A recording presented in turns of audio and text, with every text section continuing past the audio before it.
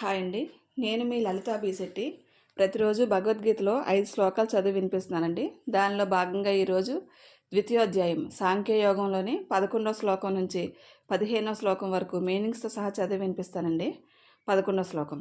శ్రీ భగవానువాచ అశోచ్యానన్వశోచస్త్వం ప్రజ్ఞావాదాంశ భాషసే గతాసు నగతాసుంశ్చ నానుశోచంతి పండితాః. మళ్ళీ చదువుతున్నానండి. అశోచ్యానన్వశోచస్త్వం ప్రజ్ఞావాదాంశ్చ భాషసే గతాసు నగతాసుంశ్చ నానుశోచంతి పండితాః.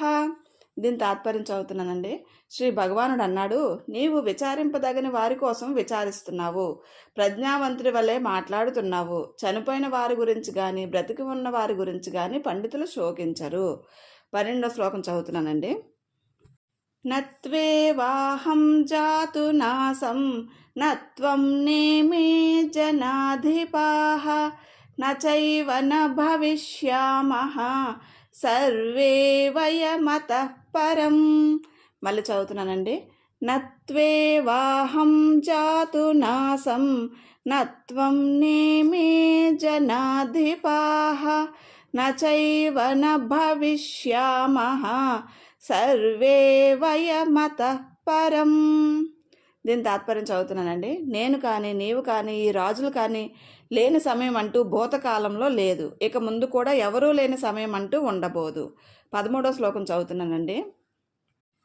దేహినోస్మిన్ యథా దేహే కౌమారం యవ్వనం జరా తథా దేహాంతర ప్రాప్తిః ధీరస్తత్ర న ముహ్యతి.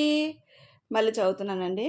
దేహినోస్మిన్ యథా దేహే కౌమారం యవ్వనం జరా తథా దేహాంతర ప్రాప్తిః ధీరస్తత్ర న ముహ్యతి. దీని తాత్పర్యం చదువుతున్నానండి. ఈ శరీరంలో దేహదారికి బాల్యం, యవ్వనం, వృద్ధాప్యం ఎలా కలుగుతాయో అలాగే మరో దేహం లభించడం కూడాను. వివేకి ఈ విషయంలో భ్రమపడడు. 14వ శ్లోకం చదువుతున్నానండి.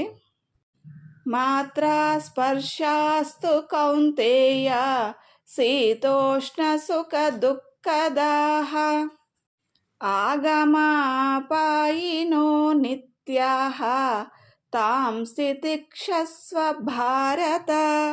మళ్ళీ చదువుతున్నానండి.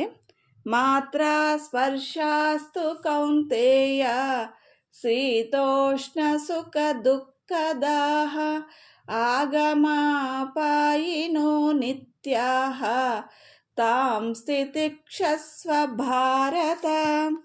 దీని తాత్పర్యం చదువుతున్నానండి. కుంతి కుమార, ఇంద్రియాల ద్వారా కలిగే విషయ స్పర్శలే శీతోష్ణాలని సుఖదుఖాలని కలిగిస్తాయి. అవి వస్తూ పోతూ ఉంటాయి, నిలకడ లేనివి. అర్జున, వాటిని సహించాలి. 15వ శ్లోకం చదువుతున్నానండి. యం హినా వ్యతయం త్యేతే పురుషం పురుషర్షభ సమదుఃఖ సుఖం ధీరం సోమృతత్వాయ కల్పతే. మళ్ళీ చదువుతున్నానండి. యం హినా వ్యతయం త్యేతే పురుషం పురుషర్షభ సమదుఃఖ సుఖం ధీరం సోమృతత్వాయ కల్పతే. సోమృతత్వాయ కల్పతే. దీని తాత్పర్యం చదువుతున్నానండి. పురుష శ్రేష్ఠుడా, సుఖదుఖాల్లో సమంగా ఉండే ఏ ధీరుణ్ణి ఈ ద్వంద్వాలు బాధించవో అతడు అమృతత్వానికి అర్హుడవుతాడు. మళ్ళీ చదువుతున్నానండి. పురుష శ్రేష్ఠుడా, సుఖదుఖాల్లో సమంగా ఉండే ఏ ధీరుణ్ణి ఈ ద్వంద్వాలు బాధించవో అతడు అమృతతత్వానికి అర్హుడవుతాడు. థ్యాంక్స్ ఫర్ లిజనింగ్ అండి. లోకా సంస్థ సుఖినో భవంతు. ప్రతిరోజు వీడియోస్లో 5 శ్లోకాలు పెడుతున్నట్లుగానే షార్ట్స్లో డైలీ ఒక శ్లోకం పెడుతున్నానండి. మీకు ఇంట్రెస్ట్ ఉంటే నేర్చుకోవడానికి ఈజీగా ఉంటుంది, ఫాలో అవ్వండి.